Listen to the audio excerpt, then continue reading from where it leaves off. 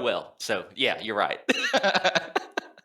And when I was talking about being too on the nose, I mean, so there's like, we were talking about this a little bit before. When you talk about politics and stuff online, these guys, like, I don't know, I'm not saying anything bad about them, but like a lot of people come from a different world. They come from like, they got all these big colleges and stuff like that, like attorneys and stuff. There's another world. And like, so, and you're like, just like a very, you went on the Mr. Wild's ride of like, like the working class Southern man. So like, I didn't. One of my best friends from high school, we spent a lot of time together. So he was a guy. He joined the Army Reserves. He was washing cars. My local town.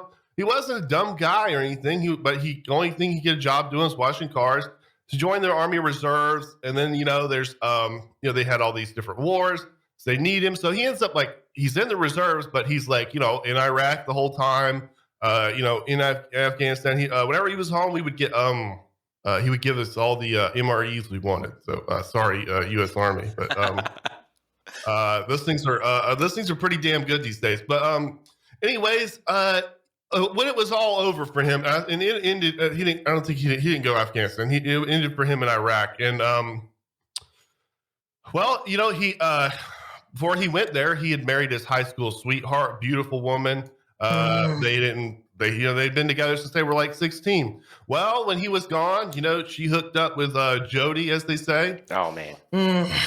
It's hard to have these conversations with these guys, and this is just one guy, but this is like, if you're a working class guy in the South, you got a lot of homies like this, or this is you. And he was in and out of medical stuff. He didn't lose a leg or anything. He wasn't shot. He's not overweight or anything, but like he can barely walk. And he says like it's something wrong with his nerve. He's got a nerve disorder or something. You don't know what. Anyways, you know this kind of stuff I'm talking about, right? Yeah. All this shit these people talk about online, like, well, let's just fucking go to war. Let's just do this. Let's just do that. These guys aren't paying the bills. These are the guys that are paying the bills. And we've never really, until I've seen your stuff, like, I've never really seen a soldier that's been this much. I mean, maybe this went on in the Vietnam era or whatever. I mean, you're kind of real with like what this empire is doing and all this kind of stuff. Because let me leave one last thing. Because like, all right, so there's all the heavy stuff I just told you. There's another like personality goes around. So like, the other thing is in the South, the military personality, the military guys and stuff. They get a lot of respect. They kind of define like their culture and stuff. I talk to these guys all the time. The past week or two, I talked to guys in my work that were, they were in the service, and all of them. And just remember, all these guys are like super right wing, on paper, or whatever. But they've all been like hoarding ammunition and stuff. And this guy Joe Biden is going to do this, he's going to do that, like bordering on Alex Jones stuff.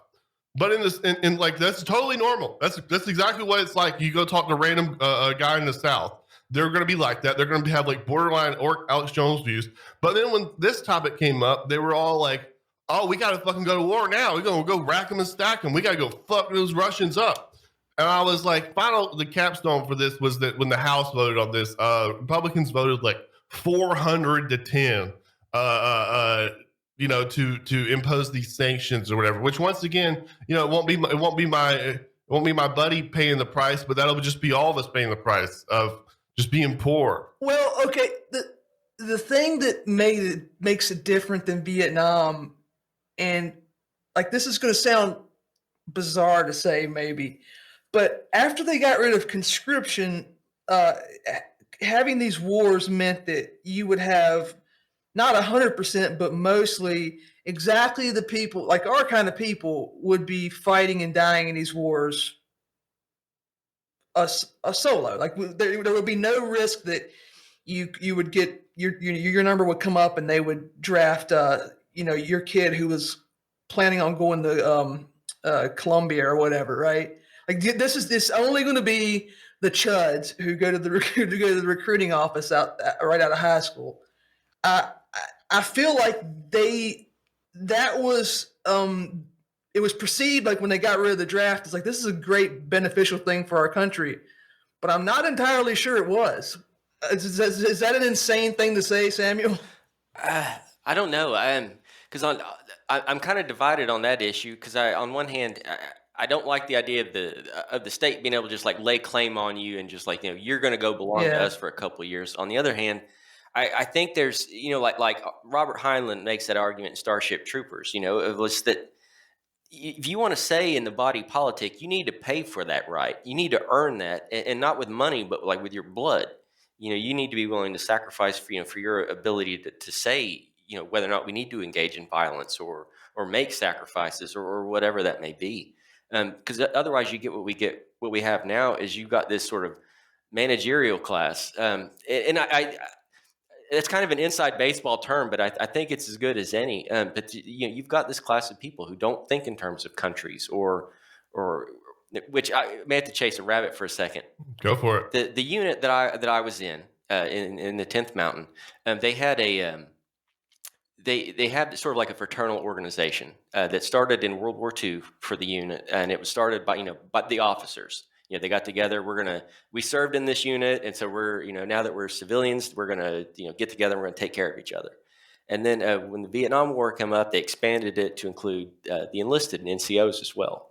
Well, now you got all these these boomers who went to Nam, and they were trying to get some of us from the GWAT generation to come in and join this organization. And that was really interesting because you'd see these guys who they're boomers, and they're in their like 60s or whatever, and they start talking about being 19 years old and drafted and being in country just in time for the Tet Offensive. And it was like you would watch them become a young man again. And so they invite us to come up, and we go to one of their annual meetings. And there's this one guy giving a speech, and he used the words God and country, and he used it in an unironic way. This is a sincere man who, as a young man, his country called on him, and he answered that call. And he knew people who died, and that was. It marked him so much. Here now, as a grown man, as a grandfather, he's devoting himself to this organization. And I remember getting mad because at the time I was in college, and I'm getting all this IR theory type stuff thrown at me. And I know for a fact nobody on the other side of that man's oath thinks in terms of countries, let alone God. Like these things don't figure into their calculus. They've got these theories of how the world's going to work and how these things are like outdated social technology, and eventually we're going to get integrated Yes. into all this post-national managerialist, whatever. And like and they know that, and they know we believe in these things, and they'll manipulate them. And there's a buddy of mine named he ran under the handle Mencken. He had this line where he would say, "Southerners are the janissaries of the managerial class," and that is a fact. And I think we love this thing like nobody else, and yet this thing hates us. like it runs out the flag, and it'll talk about our freedoms and all this stuff, and we hear that and we think of like like our family story of coming here and like the wars that were fought or the sacrifices or whatever, and it's like we think that's what is meant, that's what's at stake, and it's not. This is a gimmick that they work and that they know will come out for, and then we get betrayed. And we get blamed for it, like with the ones that with Iraq and Afghanistan. I mean, I remember how the left was, and was it Green Day had that song "American Idiot," and they had that line of "redneck agenda." I remember thinking like that's the most ridiculous thing. Like we've got like the Dixie Mafia with Confederate gold, and they're secretly influencing U.S. politics. It's like nobody gives a damn what we think. We're just sit at the Kulak table. Yeah, they made a fucking rock opera anti-war album, and then hey, we're just throwing there talking about the redneck agenda, and incredible. Like, who do you think are the people who are actually, in Fallujah getting their asses shot? In Samuel's I Am 1776 piece, I believe, you say you quote somebody saying that the regime does not have any foreign enemies. It has foreign people that remind them of their domestic enemies. Yeah, that was I saw that. I think it was it Lee Smith, the guy who wrote the Plot Against the President and that sort of thing. He was getting interviewed, and David Reboy had retweeted him and said that just to kind of distill what the point he was making. I thought that's perfect. Like that's I won't say that's all of why they hate, Russians now all of a sudden. I mean, like there's a whole bunch of other stuff going on with that, but I do think it helps. 'Cause it's like they remind them of us. Um, the kulak that got away. Yes, when Trump was president, especially they had that weird thing where like he was a KGB agent and that he had this special love for Vladimir Putin in Russia, and I honestly I think that that's part of why the blue team is so on board with these crazy like just I think it was yesterday Facebook announced that for a limited time you are allowed to death threaten Russian citizens. They're just going to allow people to say We'll let this slide. They announced it like a special coupon days or something. You know? on every Slav in God, east of the Volga. it's so crazy. Like that's a part of why I wrote that thing, and I hope it came across as somewhat coherent because I was hot.